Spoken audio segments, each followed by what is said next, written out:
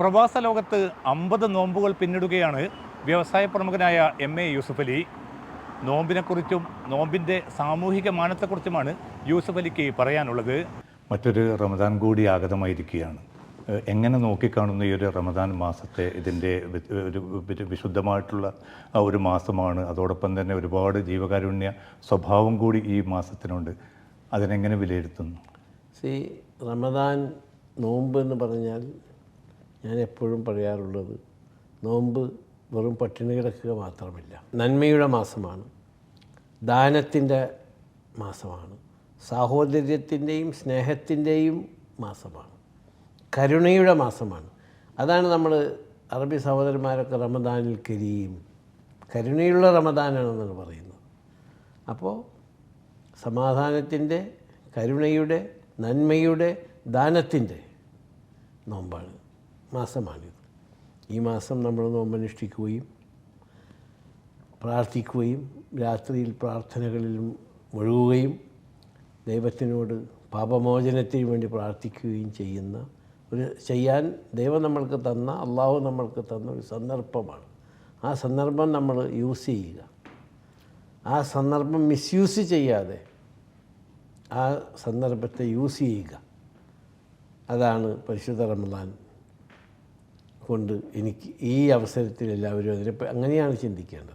ഒരു ആത്മീയമായിട്ടൊരു ഉത്കർഷമൊക്കെയാണ് നോമ്പ് മുന്നോട്ട് വെക്കുന്നത്. അതോടൊപ്പം തന്നെയാണ് മനുഷ്യരോടുള്ള ഒരു അനുകമ്പ, മനുഷ്യരോടുള്ള ഒരു ഐക്യപ്പെടൽ, അത് വളരെ പ്രധാനം തന്നെ. ഈ ഗൾഫിനെ സംബന്ധിച്ചിടത്തോളം ഇവിടെ എല്ലാ മതങ്ങൾക്കും തുല്യമായ ട്രീറ്റ്മെൻറ്റാണ്.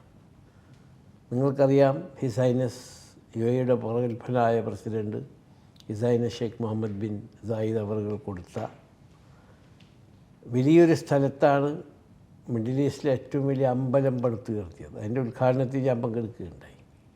അതിൻ്റെ പല ഘട്ടം ഘട്ടമായുള്ള പരിപാടികളിലും ഞാൻ പങ്കെടുക്കുകയുണ്ടായി. ഇതിപ്പോൾ ക്രിസ്ത്യൻ ചർച്ചുകൾ ഇവിടെ വരുന്നു, നമ്മുടെ പള്ളികളുണ്ട്. അപ്പോൾ ഇതുകൊണ്ട് എന്താണ് ഉദ്ദേശിക്കുന്നത്? സാഹോദര്യമാണ്, സ്നേഹമാണ്, മതസൗഹാർദ്ദമാണ്. ഗൾഫ് ഭരണാധികാരികളൊക്കെ അത് തന്നെയാണ് ചിന്തിക്കുന്നത്. ഇപ്പോൾ സക്കാത്ത് എന്നതാണ് ഇപ്പോൾ ഈ നോമ്പിൻ്റെ വളരെ പ്രധാനപ്പെട്ട ഒരു ഘടകം. ആ സക്കാത്ത് എന്ന് പറഞ്ഞാൽ ഉള്ളവൻ ഇല്ലാത്തവന് കൊടുക്കുക എന്നുള്ളത്. ആ ഒരു സാമൂഹികമായിട്ടുള്ളൊരു സമത്വം കൊണ്ടുവരാനുള്ള ഒരു വലിയ ഒരു വീക്ഷണം കൂടിയായിട്ടാണ് അത് അവതരിപ്പിക്കുന്നത്. ഇസ്ലാമിൻ്റെ വീക്ഷണം തന്നെ പാവപ്പെട്ടവരെ സഹായിക്കുക എന്നതാണ്. ഇത്ര ശതമാനം നീ സക്കാത്ത് കൊടുത്തിട്ടില്ലെങ്കിൽ നിൻ്റെ കാശ് ബ്ലാക്ക് മണിയാണ്. എന്താണ് ഈ ബ്ലാക്ക് മണി? ശുദ്ധമല്ലാത്ത കാശ്. അപ്പോൾ ഇത്ര നിനക്ക് ലാഭം കിട്ടിയാൽ അതിൽ നിന്ന് സക്കാത്ത് പാവപ്പെട്ടവർക്ക് കൊടുക്കണമെന്ന് നിഷ്കർഷിക്കുന്ന ഒരു മതമാണ് ഇസ്ലാം. അത് നിങ്ങൾ മനസ്സിലാക്കണം. അപ്പോൾ ഒരു വിശ്വാസിയാണെങ്കിൽ അത് ചെയ്തോളാം. അതോടൊപ്പം തന്നെ പ്രയാസങ്ങൾ അനുഭവിക്കുന്ന ഒരുപാട് മനുഷ്യർ ലോകത്തിൻ്റെ പല കോണുകളിലും അവിടങ്ങളിലൊക്കെയും വളരെ ഉദാരമായിട്ട് തന്നെ പട്ടിണി കിടക്കുന്ന ഒരുപാട് ആളുകളുണ്ട്. ഇപ്പോൾ ഗസയിൽ ഞങ്ങൾ പല പ്രാവശ്യം ഫുഡ് പ്രൊഡക്ട്സ് ഇപ്പോൾ റമദാനിന് വീണ്ടും അയക്കുകയാണ്. അതൊരു മതത്തിൻ്റെ കൂടുതൽ മനുഷ്യത്വമാണ്, ഹ്യൂമാനിറ്റേറിയൻ അപ്രോച്ച്. മനുഷ്യനെ മനുഷ്യനായി കാണണം. അതുതന്നെയാണ് ശ്രീനാരായണ ഗുരു ലോകത്തിലൂടെ പറഞ്ഞത്. അതുതന്നെയാണ് സ്വാമി വിവേകാനന്ദൻ പറഞ്ഞത്. അതുതന്നെയാണ് ഹൈന്ദവ ഋഷിമാരും മുനിമാരും ആചാര്യന്മാരും ഋഷീശ്വരന്മാരും അതുതന്നെ പറഞ്ഞത്. അതിനെ നമ്മുടെ പ്രവാചകനും പണ്ഡിതന്മാരും നമ്മളെ പഠിപ്പിച്ചത്. അതുതന്നെയാണ് ജീസസ് ക്രൈസ്റ്റും അതിനുശേഷം വന്ന അപ്പോസ്തലന്മാരും ക്രിസ്തീയ പണ്ഡിതന്മാരും നമ്മളെ പഠിപ്പിച്ചത്. അപ്പോൾ എല്ലാ മതങ്ങളും പറയുന്നത് നിങ്ങൾ അവശരെയും അശരണരെയും നിരാലംബരെയും സഹായിക്കുക എന്നാണ്. അതെല്ലാവരുടെയും അവകാശവും ബാധ്യതയുമാണ്. ഇപ്പോൾ യു എ ഉൾപ്പെടെയുള്ള പ്രത്യേകിച്ച് റമദാൻ. യു എ ഇപ്പോൾ ഇവിടുത്തെ ഭരണാധികാരികൾ തന്നെ നമുക്ക് 1 മില്യൺ ഫുഡ്, 1 ബില്യൺ ഫുഡ്, ഭക്ഷണം കിട്ടാത്ത ഒരു ബില്യൺ ആളുകൾക്ക് ഫുഡ് കൊടുക്കുകയാണ്.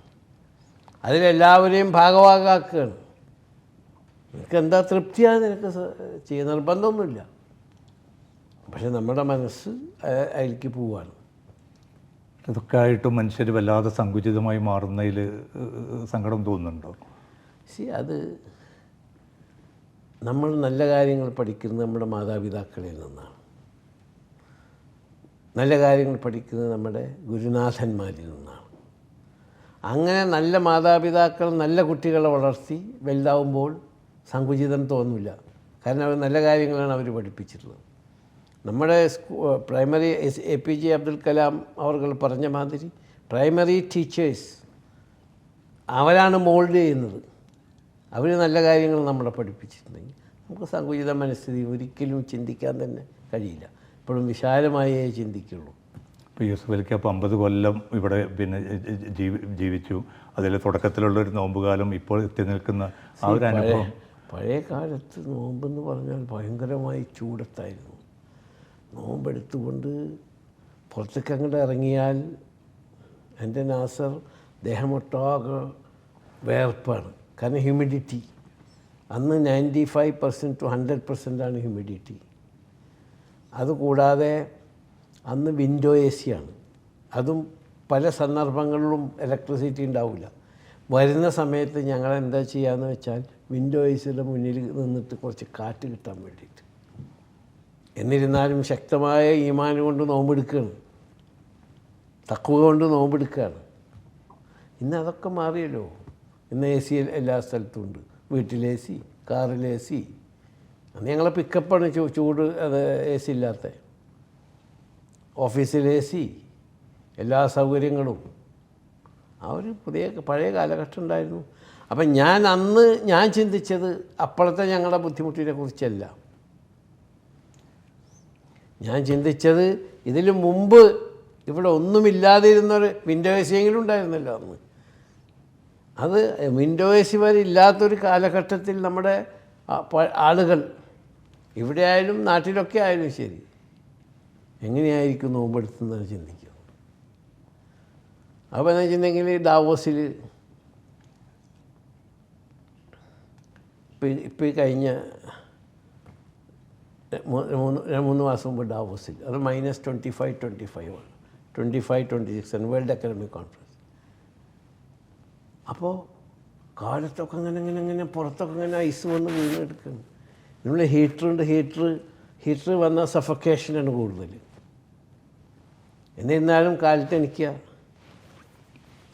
ഒതുടുക്കുക, നിസ്കരിക്കുക എന്ന ഈ തണുപ്പത്ത്. അപ്പോൾ നമ്മൾ ചിന്തിക്കുന്നത് നമ്മുടെ ബുദ്ധിമുട്ട് അപ്പോഴത്തെ നമ്മുടെ ബുദ്ധിമുട്ടല്ല. ദൈവം നമ്മൾക്ക് തരുന്ന അനുഗ്രഹങ്ങളുടെ മുന്നിൽ ഈ ബുദ്ധിമുട്ടൊന്നൊരു ബുദ്ധിമുട്ടല്ല. ഇതൊരു ബുദ്ധിമുട്ടായി ചിന്തിക്കുന്നവനായ ബുദ്ധിമുട്ടായി തോന്നുള്ളൂ. ആ അനുഗ്രഹങ്ങളെപ്പറ്റി ദൈവത്തോട് നന്ദി ചിന്തിക്കുന്നവന് ഇതൊന്നൊരു ബുദ്ധിമുട്ടല്ല. ഞാൻ ഈ നോമ്പിനെ പറ്റി പറഞ്ഞപ്പോൾ ആ കാലഘട്ടത്തിനെ പറ്റി പറഞ്ഞതാണ്. അതോടൊപ്പം തന്നെ ഇപ്പം നമ്മളാക്കിയ രക്ഷിതാക്കൾ ഉൾപ്പെടെയുള്ള ഒരുപാട് പേര് വിടവാങ്ങുമ്പോൾ അവരൊക്കെ ഈ നോമ്പിലെങ്ങനെ ഓർത്തെടുക്കുന്നത്? അവർക്ക് വേണ്ടി പ്രാർത്ഥിക്കണം, മാതാപിതാക്കൾക്ക് വേണ്ടി പ്രാർത്ഥിക്കണം, നമ്മുടെ കുടുംബത്തിൽ നിന്ന് ആര് മരണപ്പെട്ടു പോയി അവർക്ക് വേണ്ടി പ്രാർത്ഥിക്കണം, നമ്മുടെ അയൽക്കാർ, അത് ഏത് മതവിഭാഗങ്ങളിൽപ്പെട്ടവരായിട്ട് അങ്ങനത്തെ നമ്മൾ അറിയുന്ന ആര് മരണപ്പെട്ട അവർക്ക് വേണ്ടി ഞാൻ അങ്ങനെ പ്രാർത്ഥിക്കാറുണ്ട്. അത് ഞാൻ മതം നോക്കാറില്ല. കാരണം ദൈവത്തിൻ്റെ അരികിലേക്കല്ലേ നമ്മൾ എല്ലാവരും പോകുന്നത്. ഇപ്പോൾ ഈ വലിയ തിരക്കുകൾക്കിടയിലും റമദാനിൻ്റെ നല്ലൊരു സമയം പിന്നെ മക്കയിലും മദീനയിലും ഒക്കെയാണ് ചെലവിടുന്നത് കാണാറുള്ളത്. അത് നേരത്തെയുള്ളൊരു തീരുമാനം തന്നെ ആയില്ല. അത് 10-25 കൊല്ലമായിട്ട് ഞാൻ പോകുന്നതാണ്. അന്ന് വളരെ ചെറിയ രീതിയിൽ ഉള്ള ഹോട്ടലിലായാലും താമസിക്കുക, ഇപ്പോൾ കിട്ടുന്ന ഹോട്ടലിലായാലും ഇപ്പോൾ താമസിക്കുക. പക്ഷേ ആ പ്രാർത്ഥനയിൽ മുഴുകി എല്ലാത്തിൽ നിന്നും മാറി. അപ്പോൾ ഇവിടെ നിന്ന് പ്രാർത്ഥിച്ചാലും ദൈവം കേൾക്കും. പക്ഷേ അവിടെ ഇരുന്നു കൊണ്ട് അതിനുവേണ്ടി മാത്രം ഡെഡിക്കേറ്റഡ് ആയിട്ടാണ് കൊല്ലം പോകണമെന്നാണ് ആഗ്രഹം. ഇനി എന്ത് നിശ്ചയിക്കുന്നോ അതനുസരിച്ച് പോകും. ഈ സമയത്ത് നോമ്പുമായിട്ട് ബന്ധപ്പെട്ട ആളുകളോട് എന്ത് സന്ദേശമാണ് പങ്കുവെക്കാനുള്ളത്? നോമ്പ് വല്ല ബുദ്ധിമുട്ടുണ്ടാകാം, ദാഹം ഉണ്ടാവാം, പട്ടിണി എടുക്കുമ്പോൾ ബുദ്ധിമുട്ടുണ്ടാകാം. പക്ഷേ രോഗികളാണെങ്കിൽ അതിന് എക്സംഷൻ ഉണ്ട്. ഇസ്ലാം വിശാലമായ കാഴ്ചപ്പാടുണ്ടെന്നുള്ളതിൻ്റെ യാത്രക്കാരനാണെങ്കിൽ അതിന് എക്സംഷൻ ഉണ്ട്. അതല്ലാതെ ആരോഗ്യവും ശക്തിയും ഉള്ളൊരു ചിന്തിക്കേണ്ടത് ദൈവം അള്ളാഹു നമ്മൾക്ക് തന്ന സത്യത്തിൻ്റെ മുന്നിൽ ഈ ബുദ്ധിമുട്ടൊന്നും ഒരു ബുദ്ധിമുട്ടല്ല. അത് ചിന്തിച്ചാൽ ഇതൊക്കെ വളരെ ഈസിയായി തോന്നും. ജീവിതം പ്രതീക്ഷാ നിർഭരം തന്നെയാണ് ഇപ്പോഴും അല്ലേ? എന്തൊക്കെ പ്രശ്നങ്ങളുണ്ടെങ്കിലും അതിനെ നേരിടണം. ഓക്കെ, സന്തോഷം.